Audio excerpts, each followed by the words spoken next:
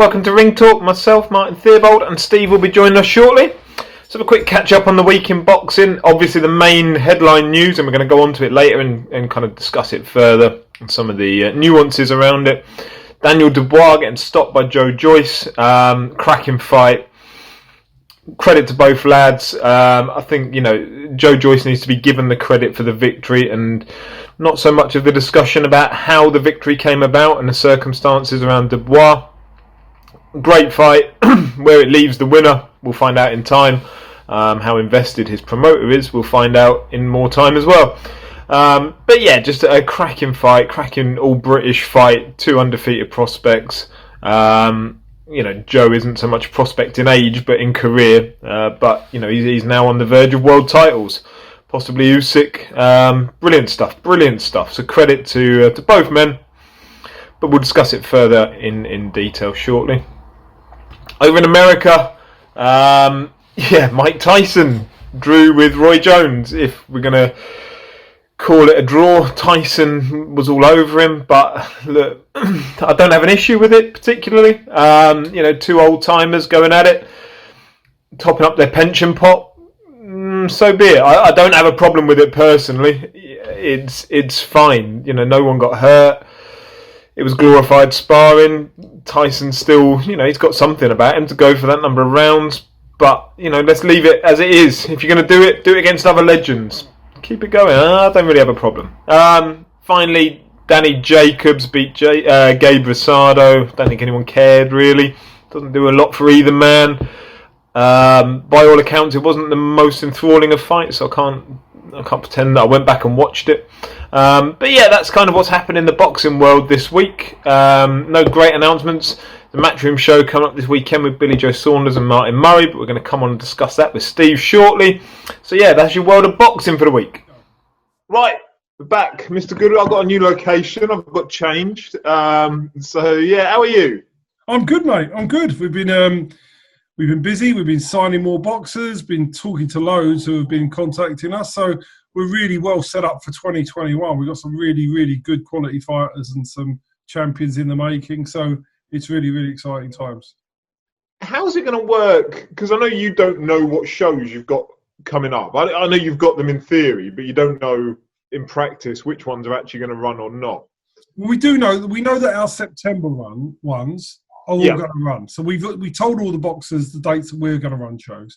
So they're definitely running. It's just the ones before that I think we'll get away. My gut feeling is we'll probably get away with it because I think the vaccines will come out a lot quicker than people are saying. But I think we'll probably get away with it. I think we'll get some shows in, if not early May, end of May, beginning of June. I think we'll get a couple of shows in.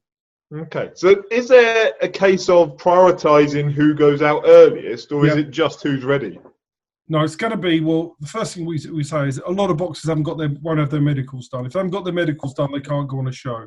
So there will be, the prioritisation will be, there are those that really desperately we know need to get out for the purpose of getting a title. So they are on first.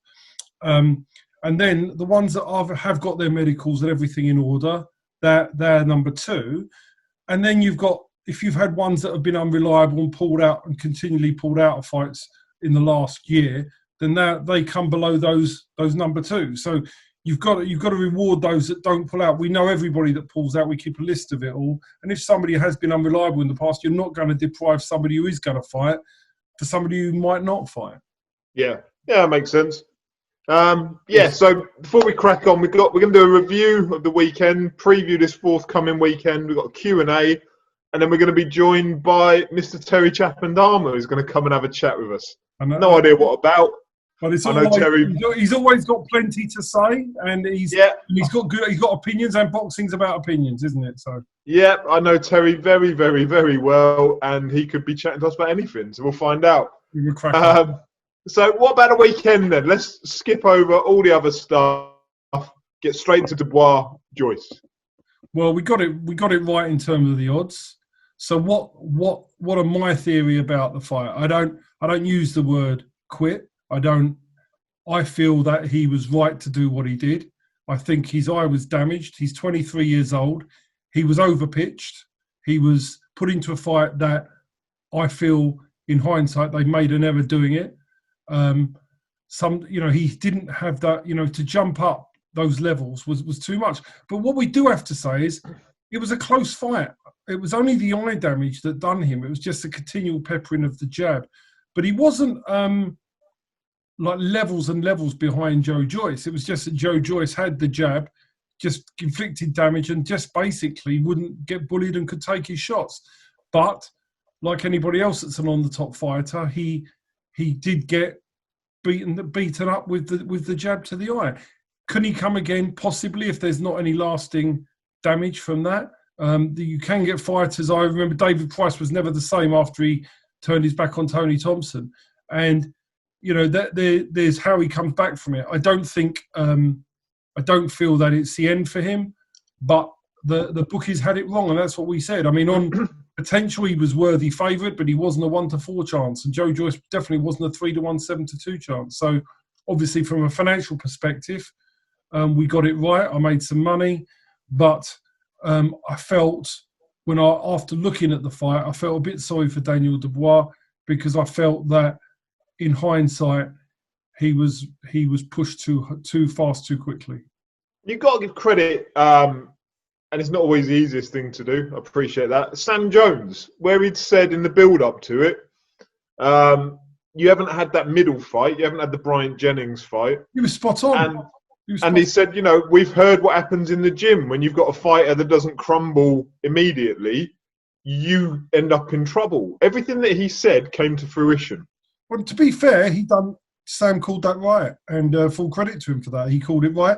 That's his job, to get things right. There will be things that he says in the future which are bullshit and don't come about, but on this occasion, he got it right, and full credit to Sam for getting it right. I mean, there's a lot of things he says that are wrong. They're just basically wrong. But yeah, in this instance, Joe Joyce was. You got to remember, Joe Joyce was his original fighter. It's the one that has enabled him to use it as a platform to sign these consultancy deals with fighters. So Joe was his baby, and Sam needed that win for himself and also for Joe. To be fair, they got it right. Steve Broughton, the trainer, you've got to take your hat off to Steve Broughton, because the game plan was perfect. And Steve Broughton, who has been in the David Hay camp for a long time in the back room, I think he's done an absolutely phenomenal job on the tactics. Phenomenal. So hats off to him. And to be fair, for Joe Joyce, full credit to the man. I mean, it was an insult to have somebody who was that decorated an amateur to be that long in the odds. But boxing's all about hype. Odds are framed on hype, not about reality a lot of the time. And that's what I say. You can make money out of boxing. I mean, I know we've had all the people popping up saying, I backed Joyce to win in the rounds. I didn't just do it to win. But those people, it's all right them saying that today, but I'd like to see their betting account over a 12-month period. And I bet that 99% of them are losing money. So, I know for a fact that less than 1% of people that bet on anything win. That's why all the bookmakers have got shops and offices. You're paying all their wages.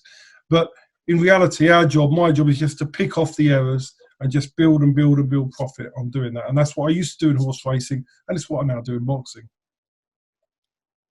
Yeah, and I think, as you say, credit to Joyce, because all the issues they had around getting Salas into the country and then being turned away, and then Steve Broughton having to take over last minute, they had Tibbs in there doing his part.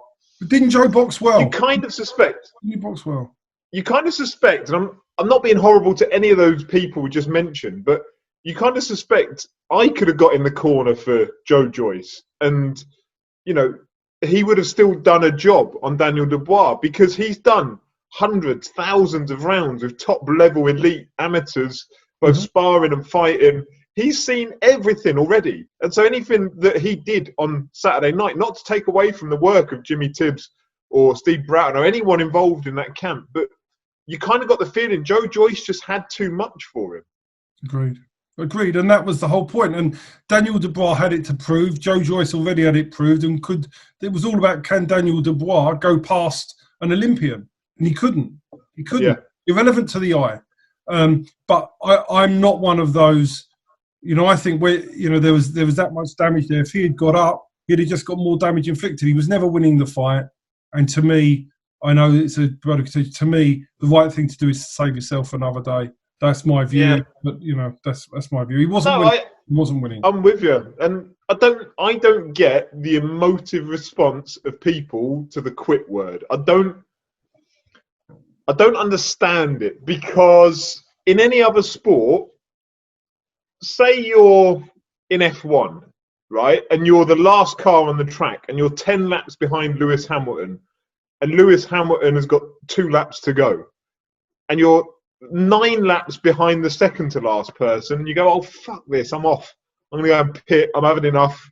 I'll come back next week. By every definition, you have quit. You've quit because in that scenario, you're not going to win. You'll save yourself. You'll save your car. You'll save your engine. You'll save your motor, all those things. But by definition, you would quit the race and say, I'll save myself for another day, which is ultimately what Daniel Dubois did. He said, I've had enough. This isn't right. And he made the right decision. For me, why would you risk your long-term health for the benefit of me watching on BT, for the benefit of a fight which he's clearly in a state of distress? Great. But I don't understand the emotion around the word quit personally.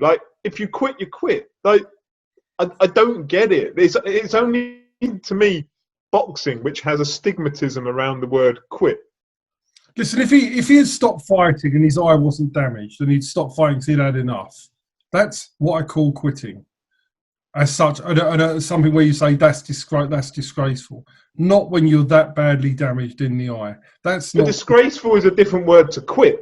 No one's calling it disgraceful that he quit. They're just saying he might have quit. For me, I don't have an issue with the word because the connotations might be there, but in its essence as a word, I don't have an issue with it personally. Now, I'm not the one getting punched. I'm not the one who, it could damage in the longer term. But what he did was sensible, was wise, I agree. Does everything to prolong his career, his life, his vision, all those things. Because what you got to remember is how often does a corner throw the towel in? Because they quit on behalf of the boxer, right?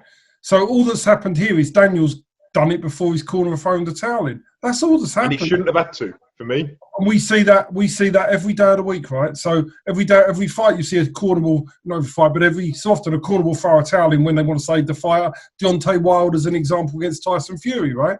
So that wasn't somebody quit. That's the corner quitting on behalf of the fighter. And normally, that's what should happen. But obviously, Daniels took it and thought, well, the corner's not throwing the towel in. I'm going to quit. I'm going to quit myself. That's okay, though. I've got no problem with that. No problem. Yeah, I've no issue at all. And as you say, he in no way did he embarrass himself. Did he let himself down? He was in that fight. He proved that he can fight to that level.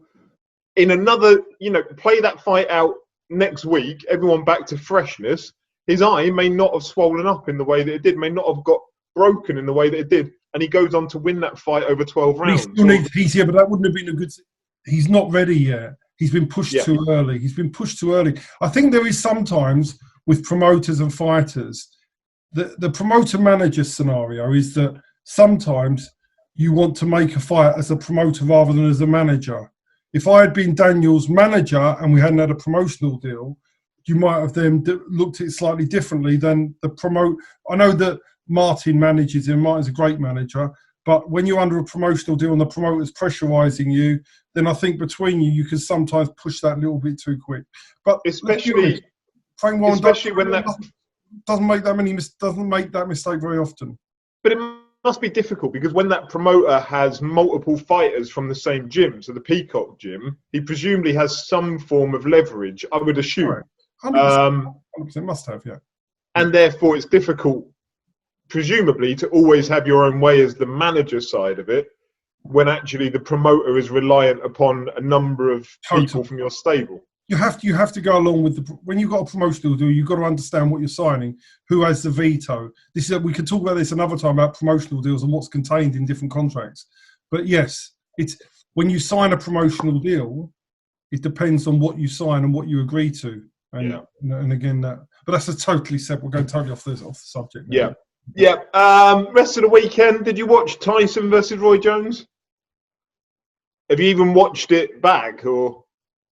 I watched it Sunday morning, I have to confess. And? Um,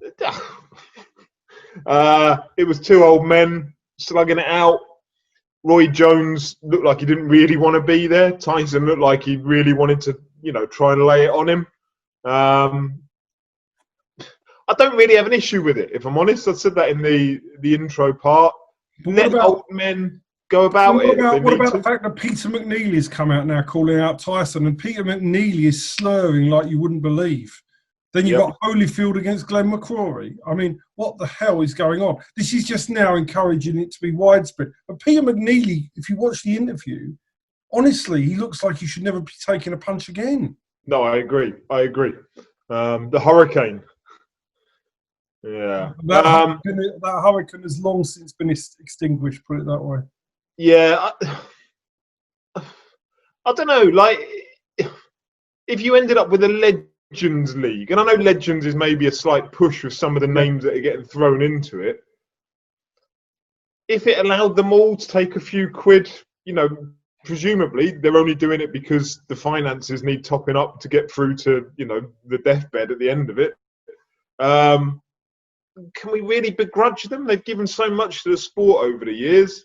Well, again, you know what it comes down to, Martin? We discussed this last week. If people are going to pay for it, that's what they're going to get.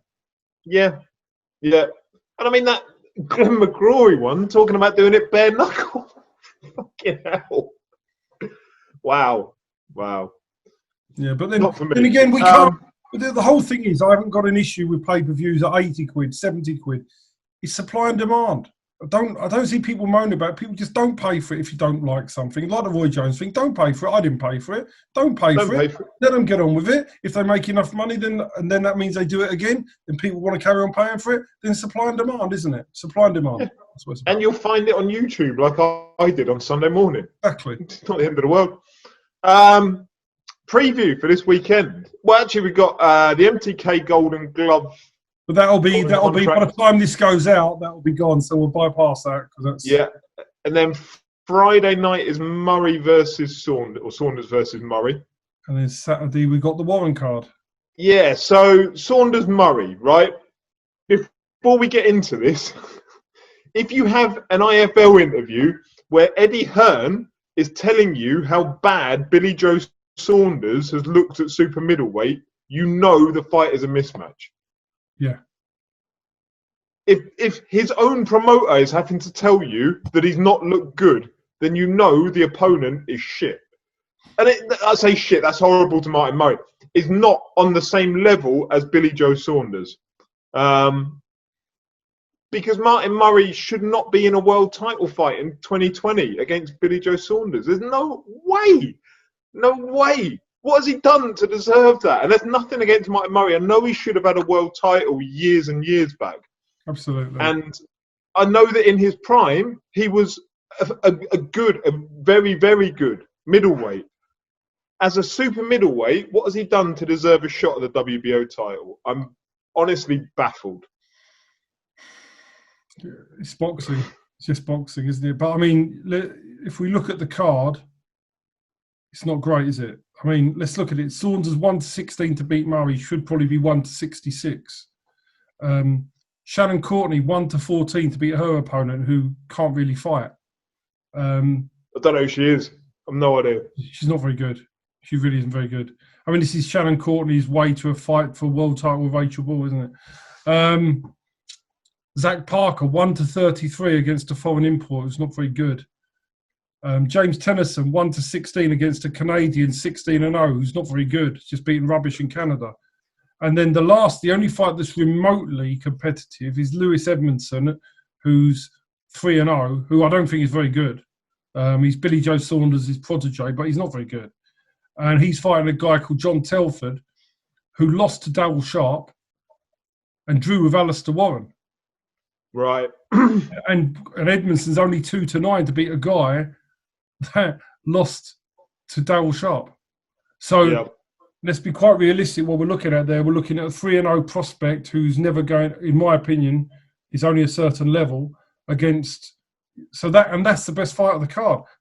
And that says it, and that really isn't great, is it? So I've got to say, if I had, and I'm being honest now, I mean, I'm probably going to be in Friday, but if I had a better engagement, it wouldn't make me stay in to watch that. I'd be out. I've no. You know, I'll be in Friday night, but I still won't watch it because there's not one fight on there that appeals to me. Not one that even sparks my interest.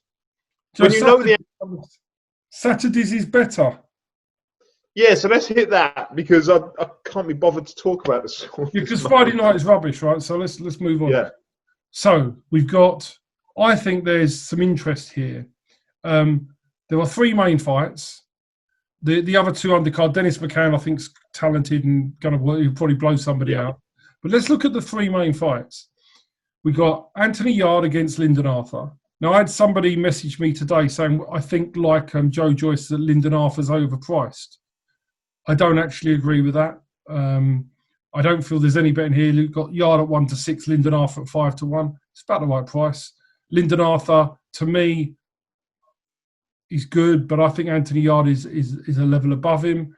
I think Yarde wins. I don't think there's any value in the fight. I think they've got it right. I don't know what you feel. What do you think? I think Yarde. I don't see a way in which Lyndon Arthur wins. Now I know his last outing, he dominated off the jab against Dex Spellman, was it? Mm-hmm. Because they had that Dex Spellman in common over lockdown. Yeah. I don't see how Lyndon Arthur wins it personally. And that's my view. So I think I don't see what he's got to win. So I don't see how he can be valued. That's my view. So we're both the same. Willie Hutchinson against Lennox Clark is not a bad fight. Lennox Clark, he's been touted a bit. Hutchinson, to me, I'm not totally sold on him yet. So I'm really interested in that fight. And Lennox Clark, the biggest question mark, the question mark I'd have on that one is probably similar to Cody Davis when he came down to super middle. Can Willie Hutchinson properly do super middleweight for a championship fight? I'm not convinced. No, not without taking an awful lot away. No, so he's a big old unit. Again, I'm not saying Lennox Clark will beat him, but I think it's a competitive, interesting fight, and it's something to learn for the future, not a betting opportunity. The one fight that I do look at from a betting perspective, but there's no odds out, so I can't tell you, is the Chris Bourke against Michael Ramabalazza fight. I thought you fancied that one. Because I think it depends on what they price it up at. So let me give you a view. This is all about the odds, right? I think they're going to make Bourke favourite because he had an amateur pedigree. He only beat Ramez Mahmoud 96-94. And Michael Ramabalazza is very, very underrated. I know he's aging. He's about 38 now. But he's very underrated. And he's been training and training and training for his life here. Now, if the bookies make Ramabalazza 3-1 or bigger, I will be backing Ramabalazza. If they make him 2-1, 7-4, I'll let it go because I think he should be around a 6-4, 7-4 chance, Michael. But if it's 3-1, 7-2, any bigger, I will back him because Bourke is totally, in my opinion, unproven. He beat Ramez, but that was Ramez's first time under the lights after fighting Small Hall. He didn't dominate Ramez. So, and Michael Ramabalazza has mixed at a higher level than Ramez Mahmoud has. So, consequently, I think Ramez is a good fighter, and I think Ramez is smart. He's not fought since. He's waiting for an opportunity for himself. I think that makes sense.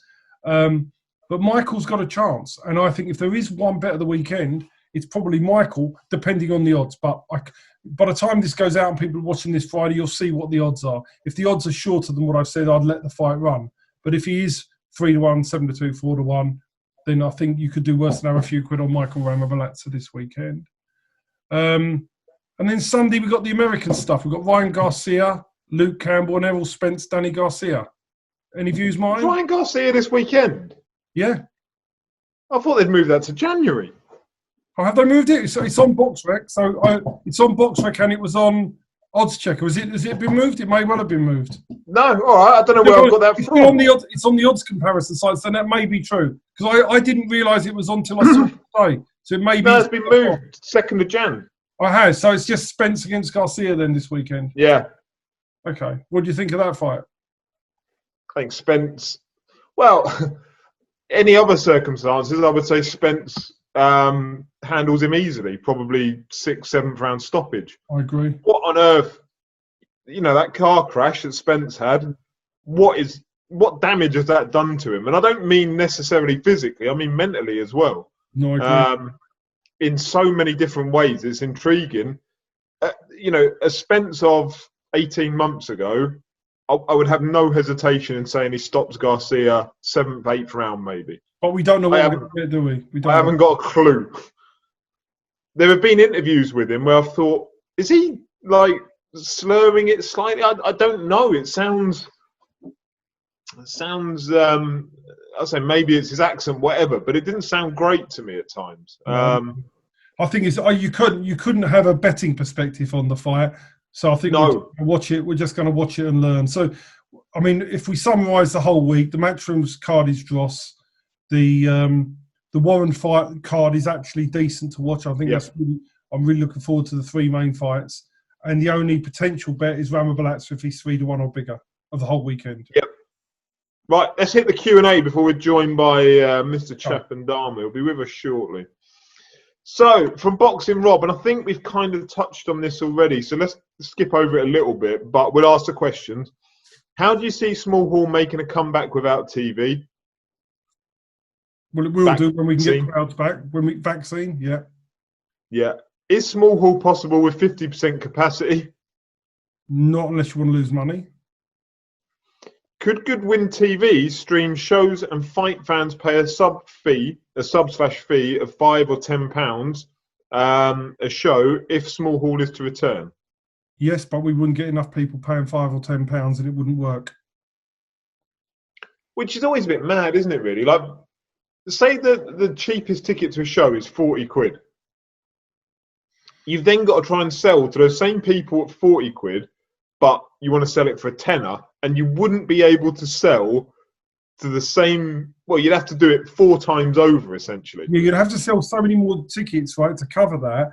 And then you've got to remember that then you're spending maybe 5, 6, 7,000 in doing a proper production and streaming it. So it doesn't work. The only way it works is if you've got. There's something we're working on at the moment that may hopefully come off. You need to stream it. You need to be able to give the content for free to give wider access to your fighters out there. But there needs to be a financial way of doing it. And there need to be other revenue streams that don't rely solely upon tickets. Correct. Heavens Above on Twitter. So we've kind of again touched on this. What is your opinion on the term quit? And would you want any of your boxers to continue should they be in the same position as Dubois? Absolutely not. They shouldn't continue. Quit means giving up, but it's okay to give up. Yeah, I'm with you. I don't feel impassioned about it either way, but I find it mad how impassioned some people do get about it. Yeah. Again, from Heavens Above, following on from the first question, what is your opinion on those in the professional game that initially criticised Dubois on quitting? Should they know better, or is that an unwritten rule of boxing? Really good question, that. Yeah. Everybody's got their own thing. I mean, some people are saying that you shouldn't quit. So what happens is, if you're in there having a heart attack and you how far to get going, you could die because you know the heart's going or something's wrong with you. Do you carry on fighting until you get knocked unconscious and die of a heart attack, or do you quit because you know something's wrong with your breathing or your chest? To me, you need to save yourself for another day. I don't see why people need to get pummeled into unconsciousness. If they're losing the fight, that's the end. Normally, you've got to remember, the referee rescues them or their corner rescues them. But if the corner or the referee doesn't rescue them and they know they're in danger, nothing wrong with saying that's enough for me. No, I agree. And so Frampton used the term quit, didn't he, on Saturday night, and then has had to kind of justify it subsequently. And Hay was saying, he'd rather go out on his shield, and then Bellew chipped in saying about, it's not acceptable, or terms along those lines. But I always think, okay, cool. Like, if that's your view on it, and it goes down that warrior code aspect of, go out on your shield, fine. But the next time someone dies in a ring, you're not allowed to fucking comment. Exactly that. Because you can't have it both ways. You can't criticise somebody for knowing when enough is enough, but also eulogise when somebody loses their life. All I'm going to say is to finish off, Daniel Dubois does not go down 1 millimetre in my estimation as a fighter or a man, and that's the end of it, as far as I'm concerned. And some of the comments I don't agree with, and I think, but that's it. That's it. Final question from Faisal Khan LFC1 on Twitter.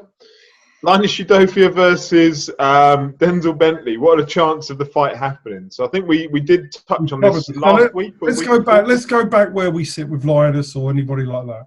Denzel Bentley has 9 months in which to do a voluntary defence. Now, I'm going to give you a totally ludicrous situation. We get offered the fight for Linus Udofia, right? And I'm not saying Frank Warren would do this, but I'm just going to make this as an extreme case so you understand. And we're told, right, we sign up to fight Denzel Bentley. But because it's a voluntary defence, we have to agree certain things after. And they are as follows. If we beat Denzel Bentley, we have to fight Liam Williams for £10,000. And if we happen to beat Liam Williams and Denzel Bentley, we then have to fight Anthony Yard at a catchweight contest for £12,000. Now, whilst those scenarios are ludicrous and are not going to happen, there are other scenarios equally as bad that could be part of the table. So when you are doing a voluntary, it isn't about, we'll do the fight, because it's what you're signing up or agreeing to afterwards. And that's what happens if you do a voluntary. If you're a mandatory challenger, then you don't sign any options. You are a free agent to move on.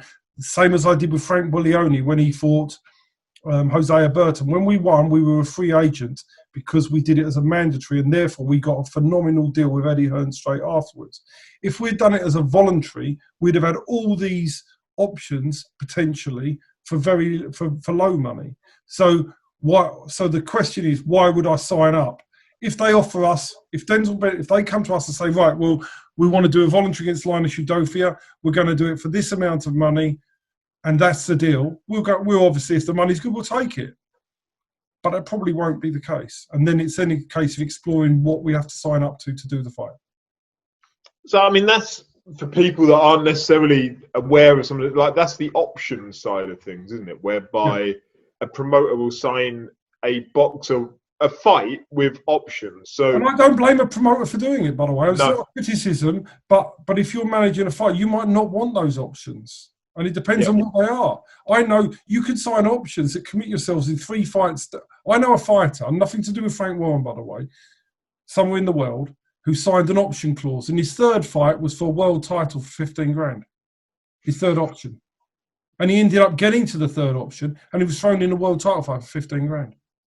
And then probably complained after that he only got 15 grand for a world title fight. And moans to this day that he was ripped off and exploited by the politics of boxing. No, it wasn't. You signed a shit contract. Yep. Right, so that's all the questions that we've got. So let me find out. Terry is in. Shall we let Terry in? Is he? Yeah, let's let him in. Yeah, go for it. Oh, he was in. He's gone again. He was just in. Oh, he's coming. He's in. There we go. Mr. Chapendama. How are here we go. How you doing? You all right? Oh, fuck it. What's he drinking? This is bad news. Oh, no, it's no good Terry with alcohol. That's not a good mix. Oh, no, this is just, it's my last night before the gym's open, so I'm just relaxing. How are you, Terry? Oh, mate, I'm just itching to exercise again. I'm not going to lie. So you back in the gym training fighters again, Terry, after this? Not really. Motivation levels are through the floor. And you know this, Steve. When there's no fights coming up, people are like, well, what's the point? Because if you think about training, right, one of 2 things will happen. They'll either come in and it'll be half-hearted because there's no real focus, or they just won't come in at all. But when you tell them, look, you're fighting in January, everything changes, the intensity changes, and the energy changes in the gym. So you're going to be down at Fitzroy Lodge then, training, or are you just personal training? Well, to be honest, I think the last 4 weeks I've been pulled elsewhere, just other stuff to take care of. So I haven't had the opportunity to sit down and see what the guys want to do. But if we know what we're doing, because I have a feeling we might just wildcat it and just start organizing, even if we just call them exhibitions. We need to do something at some point. I don't know. Otherwise, these kids, we're going to lose a generation. That's my worry at the moment. Mm. Yeah. So go on and give people that don't know your background, let's give a shout out to your podcast. I've listened to you this evening already, and now hearing your voice again. You did one about Daniel Dubois today, and the defense of Daniel Dubois, I think was what you called it. Wait, how do you describe it? Notorious Twitter troll, apparently. So we'll start with that. No, at least you're not Steve Bunce's best mate. But you know, weirdly enough, in real life, I probably am. I think once he figures out who I am online, he'll hate me again. But we see each other. He's at all the Fits for a Lot shows. So I generally see Steve, and he's a different person live than he is online. That's one thing I'll give in his defense. But I think with me, I think the easiest way to put it is train amateurs have done probably solidly for the last 8 years solidly. I went through a phase where I thought maybe dabble in the pro thing. It just wasn't for me. There are a number of reasons why. Martin, you've heard a lot of the stories anyway, but it just wasn't my thing. And I just feel you can offer a more pure boxing education working with amateurs than you can with pros. And that's really what I want to do, is just create better educated boxers. So let's, and then you got mixed up in the murky world of podcasts, and we made history, my friend. We made history. We did. It was all good fun. Let's. You're often, because I haven't really got an agenda. Like, we're just gonna chat shit and see what happens. Yeah, so let's pick a controversial topic, and then I can leave you two to fill the gap. How do you see, Terry, small hall boxing coming back, and in what state will it be when it does? Discuss.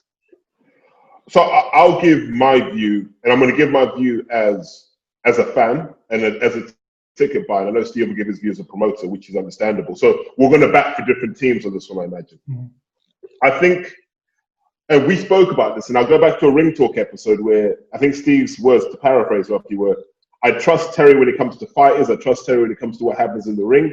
When it comes to promoting, nah, I don't really trust him. Because I'd said something along the lines of, these small hall guys will need to work together before they become obsolete. And I think we're getting to that point now where the fans have realized not even COVID will force promoters to work together. And I think a lot of boxing fans have had enough of that. We've had enough of boxing not giving us something back. So what we can't do is we can't go back to small hall boxing as it used to be. Now, what does that mean? I think it means I think Steve's got to take that kind of UFC approach and say, if I'm going to have guys on my roster fighting 4 or 5 times a year, I can't care if they win or if they lose. I have to just care whether they provide entertaining fights. And it's ironic, Martin, if you think about it, 2 years ago to the day, we were at your call, and I think that precipitated the Pipe Bomb podcast on the 2nd of December. And what I said then is even more true now. And I said this: Steve Goodwin provides a platform for young boxers to make something of themselves. And a lot of these young boxers have chosen not to make the most of it. That angered me. It still angers me now, because they view boxing as a living and as a job, and it's not. It's a platform. I agree. It's rare you get an opportunity to be in front of thousands of people, and you haven't, at that point there, you can leverage that. And if you're not smart enough to leverage that, you're going to be one of those bitter old boxers who has no money. So I think a couple of things need to happen. On the promoter side, there have to be competitive fights. I don't want to see too many build-up fights. I think it should be 3 fights, a test. Another 3 fights, another test. Another 3 fights, another test. And that way, we kind of know where someone's going, and we know what to expect on every 4th fight. And I think that would be good. And I think on a boxer's side, they now need to do more to make themselves relevant, because we've seen the public switch off. So now it's on boxing as a whole, and it's on boxers to give us something to get excited about. And I think I don't think it's dead, but I think people need to have a very serious dialogue around what we have going forward. Steve, lot to unpack there. What do you reckon? Right, his comment, I agree with most of that. I totally agree with as it happens. I think the thing about the platform and not making enough, I couldn't say it any better myself. I totally agree. I think the making. So to that end, I mean, are we talking about any lad? I'm not going to say a name. I'm not going to pick a name. We've probably all got them in our heads, but it's not fair to verbalise that. But someone that goes out third fight in their career, 4-rounder against a journeyman, comes away with a 40-36 without ever putting their foot down, ever looking to entertain, just happy to jab, hold, move, turn, occasionally throw the odd power shot. Well, that's no good. That's it. That's no good. And also, you've also got the fact, and it's also what entertainment they bring. Do they bring a bit of razzle dazzle? Do they bring something different? Do you remember them? If they just become one of 14 fights that you've seen and it becomes forgettable, it doesn't give them, they don't shine. And if you're not going to shine, as Terry rightfully says, you're not going to make money out of boxing. So you've got to find a way to shine in various ways. So I think that I totally agree with that. I totally agree with the fact that you need to make more fights, more 50-50 fights. Now, we have been trying to do that with our fighters. We have been trying to make those fights, and we've done quite, compared to a lot of others, we have made quite a few. If you go back over the last 3 years, we have made some fights at the top. What we have had some fighters come to us and say that they're sort of 8-0, they still want to fight nobodies, right? At that point, we've got to say, that's enough. You know, that's enough now. You can't just carry on. My view to boxers is when it gets to a certain level, I'm not. The only thing I disagree with, Terry, the only thing I don't agree with is the 3-fight zone, right? Because you might have a kid who's got limited amateurs, so he needs a bit more building. I don't want to go in too soon. But there does become a point, whether it becomes fight 4, fight 5, fight 6, that at that point, that fighter, you have to say to them, look, if you're not good enough, go back and be a plasterer or a decorator or a van driver. There's no point you flogging ticket sales if you're not going to be good enough. We need to find out if you're going to be good enough. So you do need to have a test. That's important. I'm not saying it particularly 3-6. I think Terry would agree. We could take one of your good amateurs from your gym who could have a good fight in fight number 2, and you could take another kid who's 18 or 19 who really has to be shielded a bit longer. But the principle I agree with. You've got to go and have some meaningful fights. Otherwise, you're going to be flogging, selling tickets, not entertain. You know, you're just fighting journeyman because you don't want to fight anybody. Because no, we don't want to fight him. He's got a pulse. We don't want to fight him because he throws a left hand. We don't want to throw it. You know, you get this from trainers, right? So they've got to stop that, and you've got to make some decent fights. But it has to be in line with their career also, because the objective is to try and get that fighter onto a higher level, to TV money, to everything else, to give them the best chance of success. So you've got to strike a balance. But there's no point being 8-0 and still fighting journeymen. No. So Steve, let me give you, so this will illustrate my point in terms of what I meant by that. If you take Linus, right? Yeah. Linus fought Ashley Bailey the Mets, right? Yeah. And for me, as amateurs, I'd have put them kind of in the same ballpark. Yeah. Yeah. So when I saw that fight happen, I was like, this is the right fight at the right time. Mm-hmm. And so what I mean by that is, so you have 3 fights. On your 4th fight, I want to find another lad that's 3-0. So you're 3-0. This other kid here is 3-0. You guys have to go at it, because there's no sense in you guys getting to 10-0 and you haven't fought each other. You know, you're just depriving the fans of something where we could just work out who are we supposed to get behind as early as possible. And that helps someone build a following. But in reality, it's not. Like Ashley Demetz was perfect, right? And I've done it with other fighters as well. But it's not. In theory, you can have that theory, but in reality, the 3-0 trainer is going to want more time. There's not going to always be that to happen. So I understand that we need to make fights that mean something, and I do agree. But the good thing now is with Southern Area titles now, you're able now to go in for a Southern Area title on 6 fights, 7 fights now. So you're able to make those more meaningful fights earlier on anyway. So I think, and you can't go from fighting journeyman, and then into a Southern Area. So you've got to have that in between fight. Like Linus, he had Ashley Bailey, the Mets. He's had some hard fights. He had that Eric Nwankwo, who gave him a bit of trouble on the Hay fight.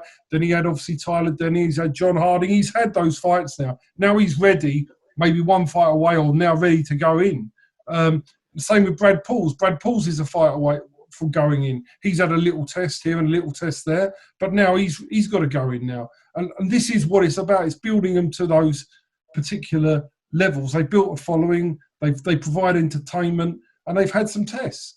But I totally agree. You've got what I had one boxer, Terry, you wouldn't believe it, come to me. He got a load of sponsors, right? He just wants to keep milking the sponsors. Doesn't want to fight anybody with a pulse. Just wants to keep milking the sponsors. And I'm not going to mention any names, but to me, that's just horrific. That's horrific behaviour. He wants to convince the sponsors that he's good. So just create this illusion. If we accept, right, not everyone is going to be a world champion. Not everyone's going to be a British champion. Not everyone's going to be an English champion. Only the select few become an area champion, right? Start from that premise. You've then got, I don't know, let's call it 100, round number, because that's easy. You've got 100 lads. Out of those, 2 become a British champion, 4, 5 become an English champion. 10 become an area champion. So you've then got 85, say, that sit in that other bracket. Would you, and I think I probably know the answer, Terry, but that 85, 40 have got a decent enough amateur career, 20 have had a short amateur career, 20 are from the white collar scene and never really had an amateur career. If we break it down by that, Terry, what would your ideal be out of those that you kind of accept? Okay, they're not going to win English titles, but chuck them in. Like all those 20 that have had the white collar career, find a weight where they can all be matched up. And even if it's not for a title, after 4 or 5 fights each, chuck them in. Is that kind of your standpoint? Yeah, it's almost like musical chairs, right? I remember once I interviewed. We lost at can you hear me? Yeah. Okay. No. So I remember I interviewed at the company once, and they said we're gonna hire 60 of you, and we're gonna promote 20. So you need to get used to the idea that not all of you are gonna make it through. And so what that did is it created a pretty ruthless culture in the organization, and they think it works for them, and some people love it, some people hate it. Sometimes you've got to have that sort of culture where whoever the promoter is just says, look, there's loads of you at this level where you're kind of 5 or 6 out of 10 boxers, right? You've just got to fight each other and the cream's got to rise to the top. I don't care if you won a novice title as an amateur. I don't care if you came from playing rugby. You guys are all going to fight each other until we establish where the cream is out of you lot. And then we're just going to go from there. Is that not what happens? It's supposed to happen anyway, though, isn't it? Isn't that supposed to be what happens anyway when you get to area titles, English titles? They're all in there and the strong survive, isn't it? So it's what happens. What happens, Terry, though, when you get these kids that can't sell tickets? That's what we always say to them: go in 50-50s. If you're good enough, you'll make it through the gap. If you're not good enough, then you can become a journeyman, or you can have another 50-50, or you can, give up or go back to doing something else. You just got to try and do that with each one as it is. But you're trying to the ones that have got extreme talent, you try to nurture them through, right? So that's what it's different for each fighter. Every fighter is different. It's really difficult. But I totally agree with the principle of it. If you go to some small hall shows, and we've had shows that have been like it, right? So I'm not saying there's the odd one. And you're watching 12 fights or 13 fights, and let's say 11 of them you know the result of beforehand. It's not great to watch, right? It's not. But there has got to be a mixture of that, because you get it. I mean, you get it on Eddie Hearn's show on Friday night. I mean, it's all one-sided stuff, isn't it? But you need to have some fights there that mean something, where the fighters can get up for, rather than the same. But you've also got to have some of that stuff early on in the early to build people's careers. It's a case of a balance. I mean, when we come back in May, Terry, we're trying to work on quite a lot of meaningful fights for people to come back to, because I don't see any point in people having. If you missed a year of your career, year and a half of your career, let's get in. You're all in the same boat now. Let's now crack on and find out where where we're going. When you've had that many fights now, don't say I need 3 warm-ups or 4 warm-ups. Let's get back in there and crack on, because everybody needs to make a move now. And that's what really is going to happen, I think. Yeah, and I agree with that. I think we need to give the fans something back. And just on your point regarding Eddie Hearn, you remember how bullish he was in July. And Eddie Hearn said, I am not putting on any walkovers. Yeah. I don't have enough television slots to be putting walkovers on. And I think what he's found over time is the fans, it seems like the fans don't really care. Because to me personally, like the Friday show, I'll happily turn off. I have zero interest in it. I just don't. I agree. I remember one of your podcasts, I think it was, Terry, recently, or over lockdown. You'd said about if you were a pro trainer, you wouldn't be putting your lad back into the first fight as a meaningful fight. So, okay, so I've got to qualify that. The first fight after lockdown, I genuinely believe you were an absolute sucker if you put your lad in the 50-50. And the reason I said that was, and I think if you noticed, if you'd watched all the fights from June until August, a lot of guys were getting ruined by body shots. They weren't getting stopped to the head. A lot of guys were getting stopped to the body, because once you become inactive, your body, you lack that muscle memory of how to hold a body shot, because it's not necessarily about your six-pack. It's about how all the muscles of your torso work in harmony in order to absorb that shock. And I'd made the prediction before any fights happen, you're going to see a lot of guys stopped with body shots, because when we were mucking about in the gym, sorry, Boris, but when we were mucking around in the gym, the body shots hurt hardest. And that was a surprise to us. And then it was like, well, if this is affecting us, it's going to affect other boxers. And that turned out to be the case. And the trainers that listened to me ended up getting wins, and those that didn't rang me and said, you were right. And so that was my reason. It wasn't really about having an easy fight. It was, you might not be ready for the body shots. But that's what I was nervous about. You've got professional, though. You've got fighters now that are, Brad Pauls is in a final eliminator for the English title. Jamani Camiro is due to fight Conor Vian for the Southern Area title. If they don't do these fights, somebody else is going to walk in and take their position, right? So they've got to go through with that. They've got to have those fights if they want to hold their position. So it becomes, like Jamani's been training throughout the lockdown, we're going to make that fight with Conor Vian.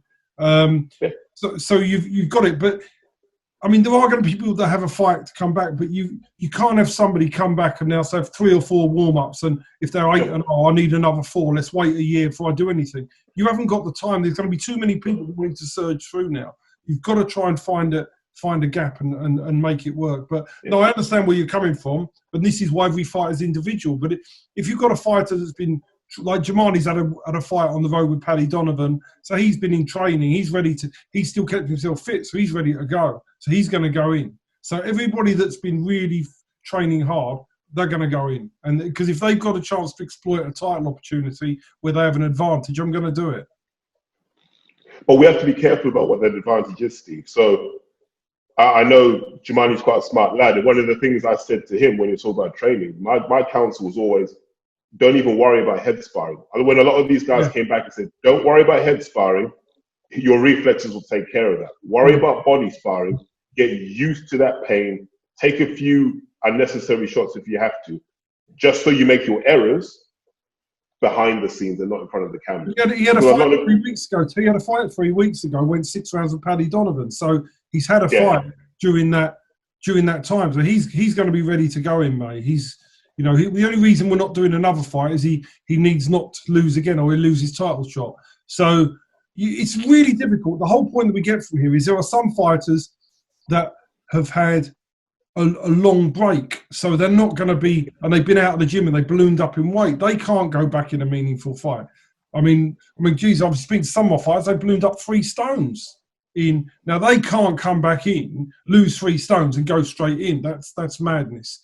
But there are some that have not done that and have been living the life. And it's a case, when you've got so many fighters, it's a case of balancing the ones that are ready to move on and the ones that are going to need a little bit of delay. But the world is not going to tolerate people go from 8-0 to 12-0, fighting 4 more journeymen. They're just not going to tolerate. People aren't going to tolerate that anymore. Post-COVID, you've got to now find out whether you are really going to make it as a boxer, not just make a pretense that lasts too long. I mean, we saw a fighter that I managed for a while, went to Russia recently, got obliterated in a round, not managed by me anymore. But, I mean, really, he stepped up and got absolutely hammered. So really, you could argue that he stayed around too long, because the first time he's had a proper test, he got beat really badly. So what was the point? What was the point? You know I'm referring to, Martin, right? Yeah. Your second round. Your second round, yes. No, nice lad and all that, but what was he doing? Because why would you do it? He's never had a big payday. The only time he's probably got well paid, he's got smashed up in 2 rounds. So why would you, what is the point? Why would you spend 5-6 years of your life getting to that point? You might as well find that out in 2 or 3 years. Do you know the root cause of this, Steve? The root cause of this is, and I get pulled up for saying this on Twitter, so I'm going to word it carefully. There is a problem with British coaching, which now means that we have a problem with British coaches. So my issue isn't with the coaches. Individually, these guys are all good human beings and they're doing the best they can. We have a massive problem with British coaching, because we should be able to, with the resources we have, with the shows that we put on, the guys that we have coming out of this country should be good enough to hold their own when they go abroad. There's no excuse for that. But they're not. And I think the lad you're referring to, it's not like he just came off the white collar circuit. He had amateur experience. Yeah. So my question is, what have you been learning between when you took up the gloves and that defeat, that you couldn't protect yourself in the ring? Yeah. No, I agree. So what's going wrong here? I mean, Kell Brook said it, didn't he? Kell Brook made that comment after he lost over to Terence Crawford, didn't he? He made a big slight at British coaching. Terry precluded an entire podcast with that quote. Oh, did he? Oh, okay. Yeah. Yeah. And the answer is very simple, Steve. And I think I do listen, Terry. I do. It's appreciated, Martin. And the podcast brotherhood must stick together. America works as a series of networks. Coaches. So let's say, for example, I train Marcus Brown in New York, right? I might go and help out an Andre Berto corner because they want someone who can work on hooks and uppercuts. I might go over there, but while I'm over there, I'm picking up their knowledge and their understanding, which I'm now bringing back to New York, and they're picking up what I have. What you have in the UK is very siloed. So if you train out of Club KO in Essex, it's just Club KO. Those guys won't have it in them to say, let me go and get some new ideas. And they won't be receptive to new ideas coming in. They have a set way of working. They won't change it, because the British boxing mantra is, no one's bigger than the gym, right? So that once you say that, immediately, you're not in a growth mindset. So you're never going to add strings to your bow. And you can see an example with Joshua. There's a reason why Joshua had to get outside expertise in, because McCracken showed that there are things that he can't do. And at least Joshua had the nous to say, let's just get some new ideas in. You can still be head coach, but we've got some new ideas. It freshens things up. And you can see the change in Joshua's performance. And I think that's where we need to get to. We need to get to this idea that all the coaches work together. Because, and I keep saying this, training a fighter is not that hard. Right? They always try and make out like they're Merlin. They're these magicians in the background creating magic. They're not. It's just teaching someone how to put stuff together, right? It's like my designer technology teacher teaching me how to put shelves together. The first time I might be a bit ropey, but after about 4 or 5 goes, I'm okay. It's that same with training. So the key thing is actually, once you get to a certain level, like a boxer, I need to go out there and challenge myself. Let me go and find out who's doing something that I've never seen before. Let me understand it, bring it back in. That's all the trainers have to do, and that's how we move forward. Yeah. What would be, if you could see 3 things happen in the small hall world next year, Terry? Ideal world, like, except there are budget limitations, except that, without TV, well, you know it. What would be the 3 things you'd want to see happen next year? Assume that we're all back to normal. You can fill out York Hall, 1,100 people. What do you want to see happen? I'd like to see Goodwin Boxing adopt more of that UFC mindset, which is you'll always get a fight if you're entertaining. Like, there'll be some guys, like you said, that will never make British title level. We're okay with that. As long as when they go into that fight, we're sat there going, I want to watch more of this. That's all I want to see in the small hall scene, are guys who I look at and go, I want to see more of this. So I think that's the first one. Is the Jamani, the Jamani approach.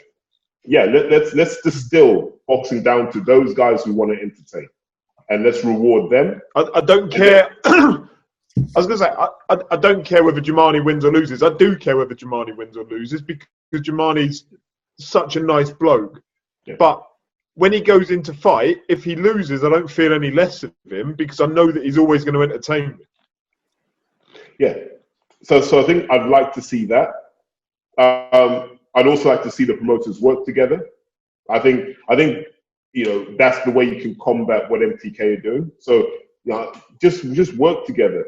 Some days Steve's going to get the money. Some days Errol Johnson's going to get the money. So long as it balances out in the long run. Now, how you do that, I'll leave to the experienced promoters to define that. But I'd like to see that too.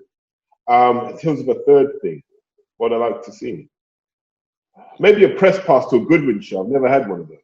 You can have whenever you want one, Terry. Whenever you want one. Do you know the thing that I'm going to say about Terry now? Terry never asked. The reason he's never had a press pass, he's never asked for one because he has always bought a ticket off a fighter, and he doesn't need to do that. He can come whenever he wants, right? And he should come whenever he wants. But the point is, he has in the past supported fighters, and I take my hat off to him for that. Always, because I get frustrated when people have an opinion on things. I say, but you're not an active consumer of the product. You're a guy that reads Box Rec and you read Twitter and you start slating people. Put 40 quid, put 60 quid in a fighter's pocket, go and watch the show, and if you think it's terrible, fine. At that point there, I'm willing to listen to your opinion. Up until that point, I can't listen to you because you're not an active participant in this thing we call boxing. I think that's fair.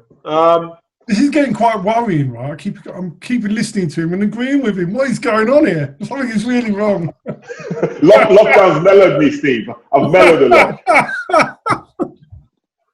But I mean, what?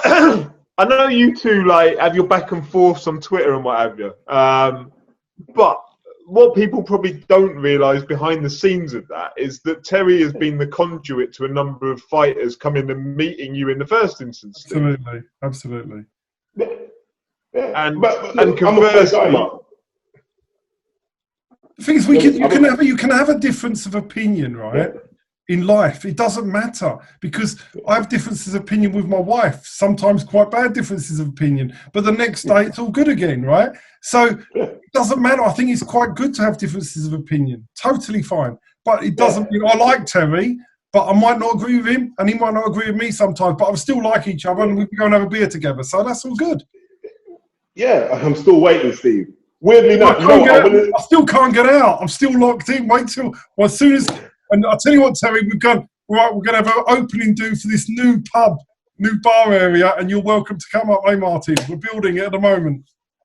Where's that?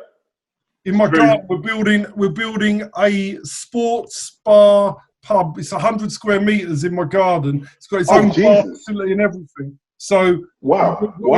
You come up and we'll have a good night. We'll have a good night there. No, 100%. And so just so people understand, there are some things where Steve and I would disagree. And it might be that Steve's batting for one side and I'm batting for the other side. So we have to be like, we can't agree on that. And that's fine. Sometimes it might be things like, I might nudge him and say, look, come on, man, you can push Linus. He's good enough. Put him in there with Felix Cash. I mean, I fancy him to beat Felix. We can have those conversations. It's fine. The thing I've learned, boxing's taught me this: take nothing personally. Exactly that. Yeah, no, exactly that. And the thing about Linus, which is true, it isn't about saying that he can't beat Felix Cash. It's about the fact that when he's been boxing for this amount of years, we want the financial reward for that. I mean, we were offered the Danny Dignam fight, right? Yeah. It doesn't. But I know what the money is. The money. I'm not going to put Linus in a fight like that for what I consider to be less than English title money. I'm not. I'm not going to do it because it's bad business. You've got to give fighters their rewards. I'm like, I know, Terry, we had to think about Frank Buglioni, but the one thing I did for Frank Buglioni, when I signed him and I got him his paychecks for his fights, he got really, really well paid. So I'd done my job. He got really well paid. And that's my job. That was my job for him, was to get him as many paydays as I could and to generate as much money for him as I could in line with what he wanted to do. And yes, at the end of the day, did Frank overachieve? Probably. A lot of people would say he did overachieve. But the point is, I done my job. And that was my job. So Terry's right, he can criticise, but I'm there working for Frank to do my job to the best of my ability for Frank. And that's what I'm doing. And yes, it can be criticised, but I still now look back, think I've done the right job. The only thing I didn't do, but I didn't want the Callum Johnson fight. They did. So, and I wouldn't have took that fight.